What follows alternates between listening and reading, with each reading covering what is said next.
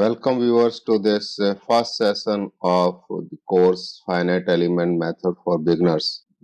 In this session, we will discuss different solution methods available for scientists and engineers to solve any problem, classification of partial differential equation because any physical phenomena is converted into partial differential equation, and finally, we will end the session by discussing the different boundary conditions required to solve the problem or to modify the equations. So let us begin with the course. So finite element method is one of the very versatile method that can be used in variety of engineering problem and can handle the complexity of the problem in terms of geometry or nonlinearity. And when we try to analyze any physical phenomena in a continuum that may be of solid, liquid or gas, we consider a small domain. Domain is nothing but it is a definite boundary space in a continuum. And the domain we will be using this term quite a lot in FEM.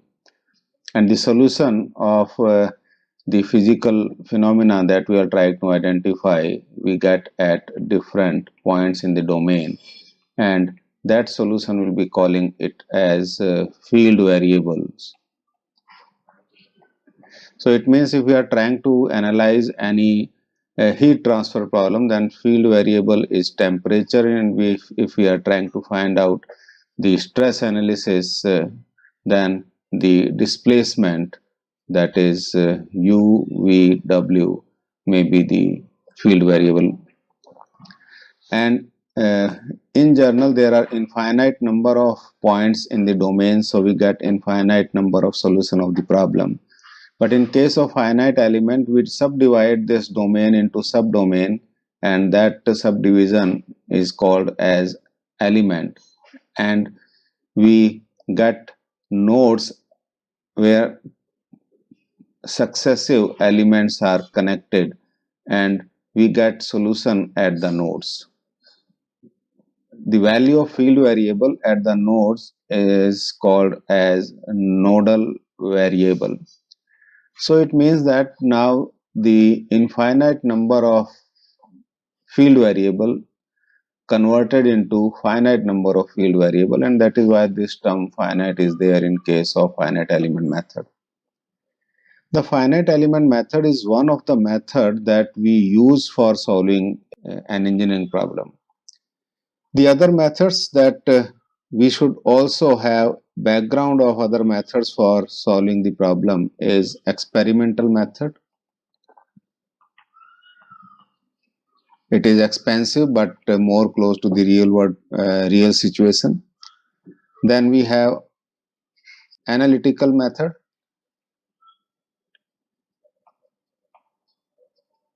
Based on mathematical model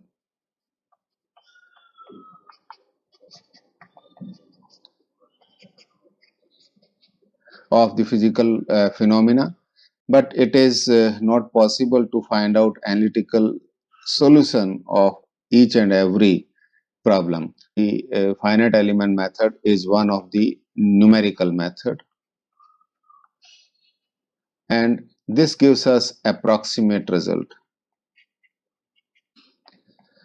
So this approximation depends on the other parameters that we will be discussing later on, but FEM, that is finite element method, is a numerical method based on some approximation because field variable are approximated by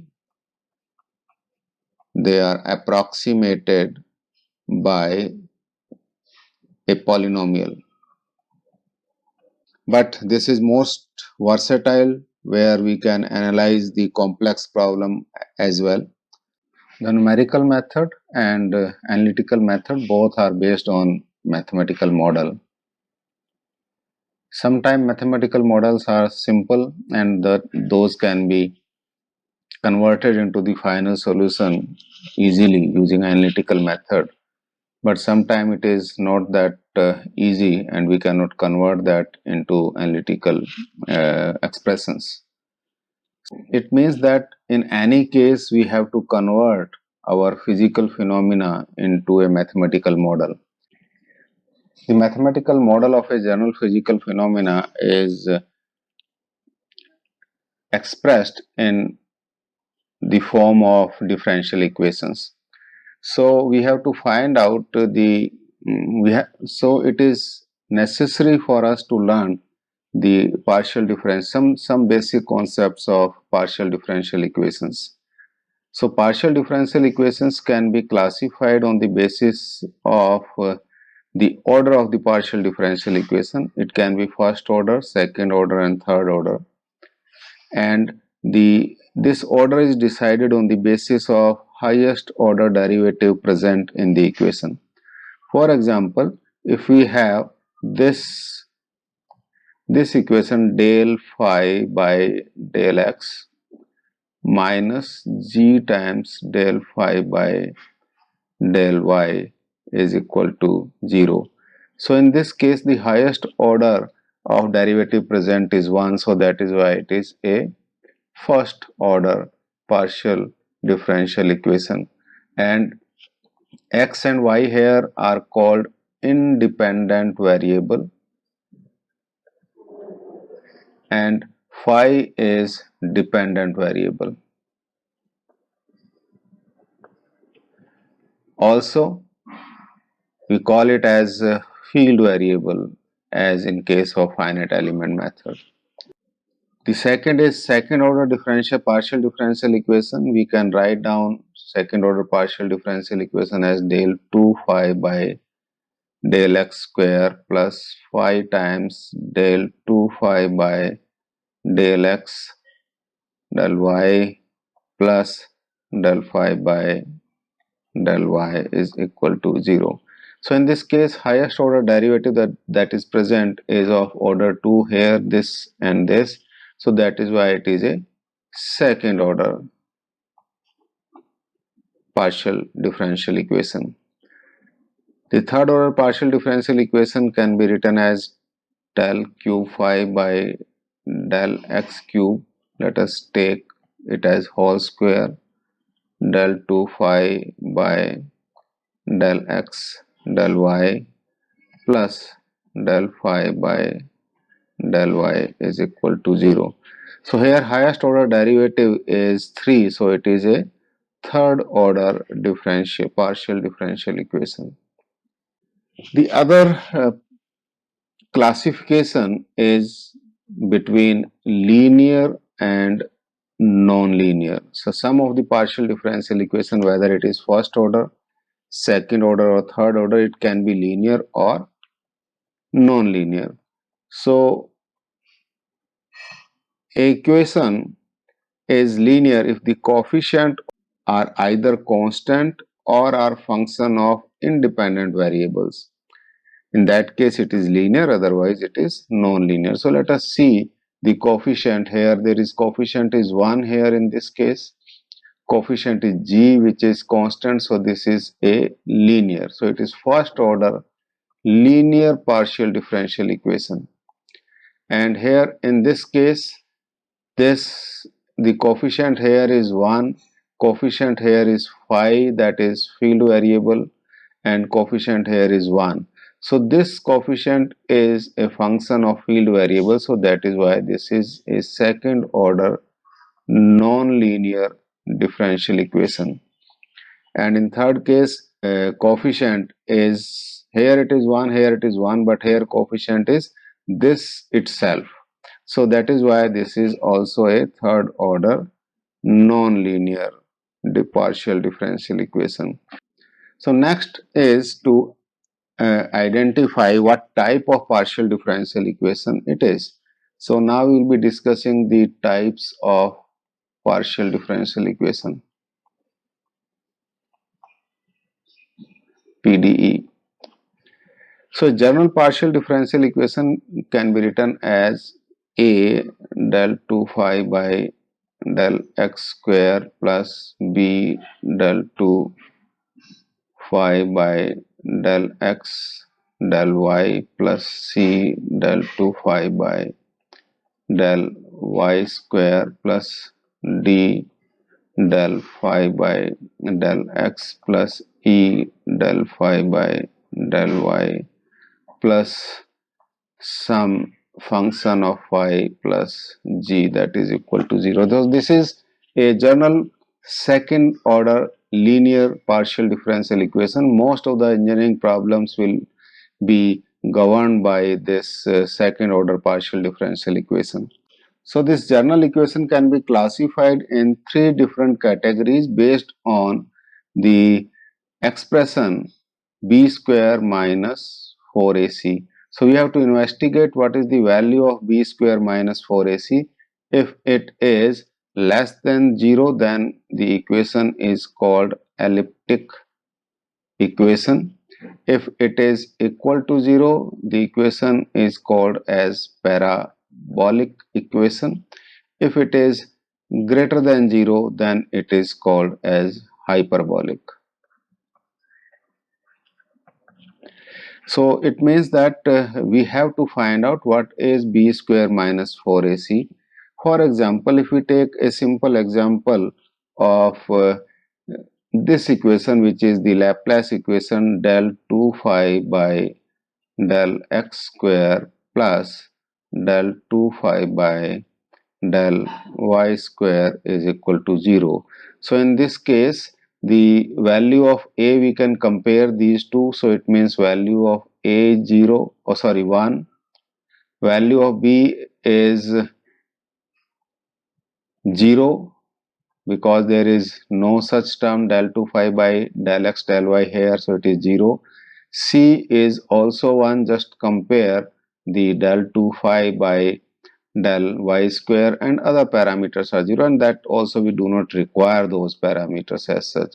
So b square is 0 minus 4, a is 1, c is 1, so it is minus 4.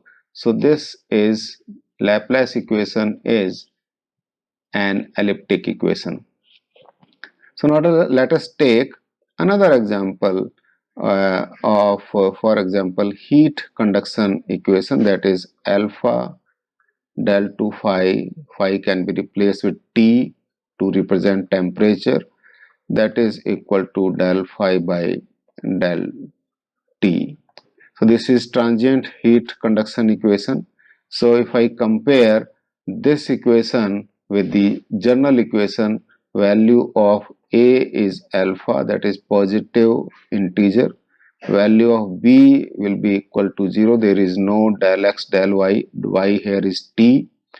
And value of C is also 0 because del 2 phi by del T square is not present here. Here we have independent variable as x and t. Here we have independent variable as x and y. So C is also 0. So now we can see b square minus 4 a and c. So this will be equal to 0. So it means heat conduction equation is a parabolic equation. Now let us take third example of wave equation, that is del 2 phi by del t square, that is equal to gamma square del 2 phi by del x square. So in this case, value of b, x, t are the dependent variable, and value of a is gamma square, value of b is 0, no del x del t term here, as here in this del x del y, y is t in this case, and c is equal to minus 1. So it means that b square minus 4ac, b square is 0 minus 4, a is gamma square, and c is minus 1. So that is why it is 4 gamma square, which is greater than 0. So a wave equation is an example of this hyperbolic equation. To proceed further, we need what are the different types of boundary conditions. So the partial differential equations that we have discussed in our previous slide, they can be solved only if appropriate boundary conditions are applied on those equations. So the different boundary conditions and initial conditions that have to be applied can be classified in following way. The first type of boundary condition is known as Dirichlet boundary conditions. So in this is the boundary condition when we uh, give the value of field variable at certain node or the surface. For example, if we have a slab that is under consideration for solving a problem of heat transfer, and we have this temperature on this left boundary function of some time, or the temperature is constant, that is T1, or here also it is temperature is T2. So it means we are giving the temperature at the nodes on this boundary as fixed T2 temperature, that is the field variable, and the temperature on this boundary as either T1 or function of temperature T, function of time T. So it means we are providing the values of field variable or their function. So that is so this type of boundary conditions are known as Dirichlet boundary condition. So this, how this is to be written, we can write down boundary condition number 1 is T is equal to f of T at x is equal to 0, and this is equal to T1 when time T is greater than 0. And how this is to be written is temperature or field variable is T2 at x is equal to L. Sometimes this is also not mentioned, and initial condition can be written as T is equal to T naught when time T is equal to 0, and this is true for x greater than equal to 0 and less than equal to 1, and this is also when T is equal to 0. It means this slab was initially a temperature T naught, that is initially means it is T is equal to 0, and here we are covering the complete length of this slab. So T is equal to T0 at T is equal to 0, that is initial condition, and this is the another boundary condition. So this is how we specify the boundary condition, and this type of boundary condition is known as Dirichlet boundary condition. The next boundary condition is called as Newman boundary condition. So this Newman boundary condition is the condition when we either specify the gradient of the field variable on the boundaries. So it means if we are again considering example of heat transfer problem, if we specify here some temperature gradient, that is del T by del X here and del T by del X here, or here even some temperature T is equal to T2, then this type of boundary condition is Newman boundary condition, because we are specifying either temperature and or the heat you can say gradient of the temperature or the field variable. And how this is to be written, if this is insulated, then we can write down that del T over del X is equal to 0, x is equal to 0, and when T is greater than equal to 0. Here we have introduced equal to sign, here there was no equality was there. So this is how we can specify the boundary condition for Newman type boundary condition, and certainly we can write down T is equal to T2 when x is equal to L, again it is greater than 0. Initial condition we can have T is equal to T naught when time T is equal to 0 for all values of x. So this is how the boundary condition can be can be classified.